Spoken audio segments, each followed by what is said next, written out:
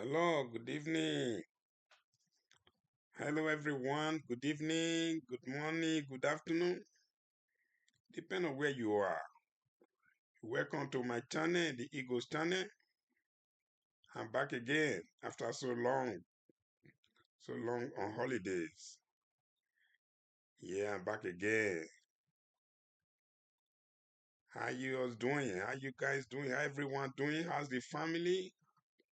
How's the business going? My subscriber, how you doing? My returning subscriber. I hope you're good. Yeah, we come in to do a little of talking about politics this evening. Yeah, just a short and a quick one. Uh, there's this news flying around of Donald Trump preparing to fight Boko Haram in Nigeria. And I've been hearing about different comment, different conversation in terms of their concern, their responses and all that. Yeah, but I personally welcome this uh, Donald Trump decision to come and fight this Boko Haram in Nigeria. I think it's a very it's a great development. Development for our country, development for Africa, and every one of us. Because Boko Haram has become an ill wind that blows nobody any good. Boko Haram has spread their tentacles everywhere and they keep expanding. Boko Haram has destroyed lives and they are not looking back. Boko Haram has become another thing like electricity in Nigeria that is becoming a normal thing. Blackout in Nigeria is not a normal thing. The government don't talk about that anymore. And insecurity brought about by Boko Haram, other insurgents and all that, bandit and whatever you call them, is becoming normal. It's becoming normal. And I hear the news that the killing of Christians. I hear people saying, some are saying it's not true, some are saying it's true, some are saying it's not particularly directly at the Christians.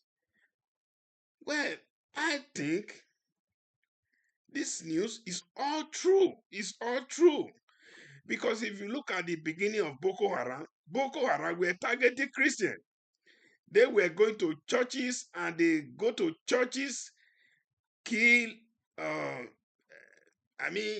to churches and slaying people in their worship centers. That is how they started. And nobody stopped them.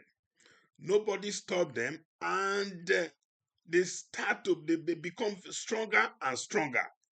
They become stronger and stronger. That was in the Jonathan's regime. And that was when 2.1 billion at that time was allocated for funding of arms that was diverted. This fund was diverted, and Boko Haram keep growing, and suddenly they become very formidable, and they become this what they are today. In 2015, 24 December, Buhari was saying, in Buhari administration, after he took over from Jonathan, he was saying, technically we have won the war. That Boko Haram now use explosive and all that. These were not true. These were not true.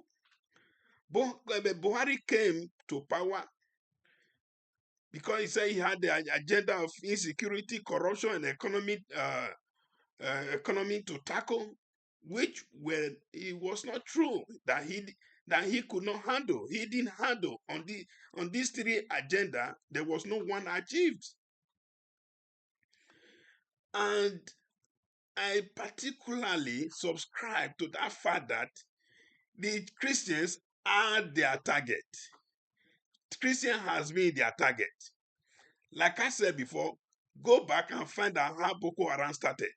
How many churches were invaded at the beginning of Boko Haram? How many churches were invaded and how many people were brought down, eliminated in their worship center before they eventually spread to different local government area? They spread to different areas and captured different areas because they were not stoppable. Nobody stopped them because their fight that time was against Christian. They thought it's going to be all against Christians, but it suddenly spread across all directions. If you go into the record, you think about the killings in the Plateau State, in Benue State, in Kaduna State. They are all Christians. They are all directed at Christians.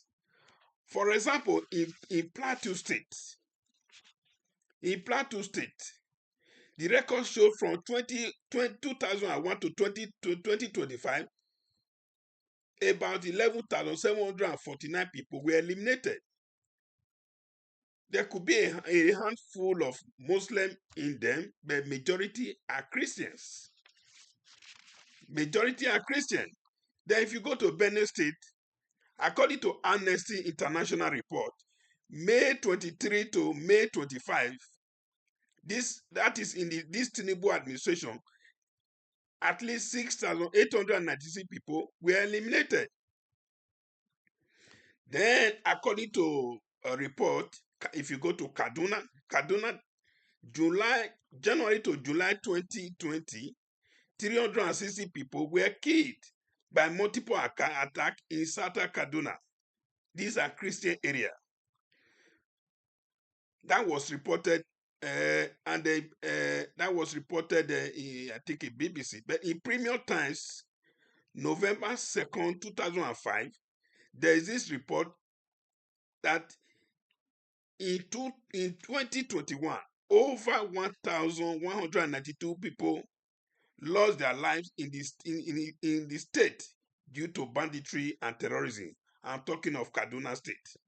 And in January to June 2022, Kaduna government have announced that 645 people were killed.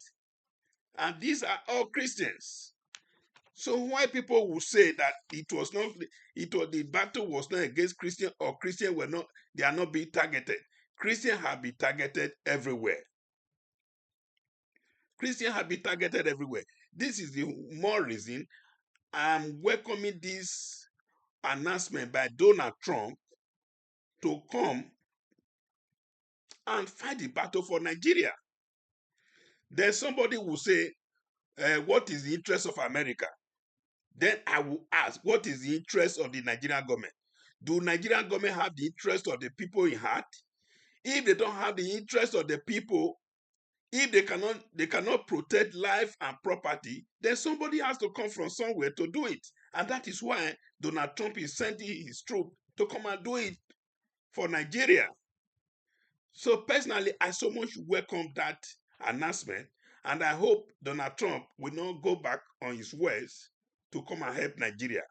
Come and help Nigeria to make Nigeria great again. Come and help Nigeria to secure this country for us.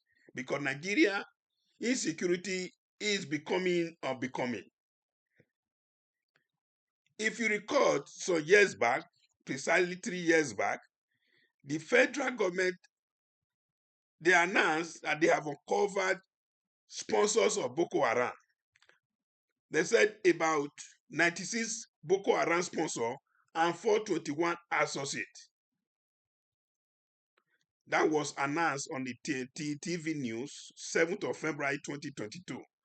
2022 to date, that's about 3 years now, but we have never heard of anyone be convicted, anyone be arrested or be convicted. But this group of people were convicted in United Arab Emirates, but in Nigeria, they were never arrested nor convicted. Then why won't the US come to help Nigeria?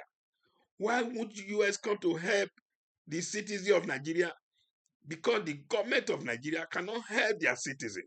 Because the government of Nigeria, they are just there doing their thing. They are just there. They don't have the interest of the people. That is the way to put it.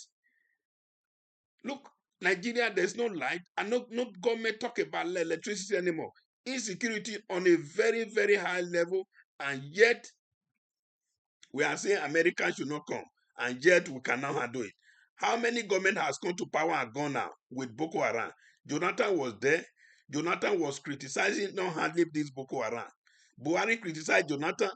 Tinubu criticized Jonathan, and Jonathan went. Now and then came Buhari. Buhari was there, and the whole 8 years of Buhari is the worst Nigeria ever had, economically, socially. Every angle you look at Nigeria, Nigeria was at its worst. Buhari only succeeded in bringing Nigeria to making Nigeria the capital, the poor capital of the world. Our debt increased. And then come President Tinubu now here. Tinubu's here, he has been there now 2 years plus, but there's no sign of any change. There's no sign of Boko Haram or insecurity giving way or it's not getting any better. So why would the US come? Please, Donald Trump, please come and rescue Nigeria. Please come and help us fight this Boko Haram. Because Boko Haram, like I said in the beginning, they are an ill wind that blows nobody any good. Boko Haram has come to destroy every entirety of Nigeria, but we will not let that happen, and we need your support. Please, Donald Trump, come and rescue Nigeria, because the government of Nigeria, they cannot do it. Thank you, and God bless everyone.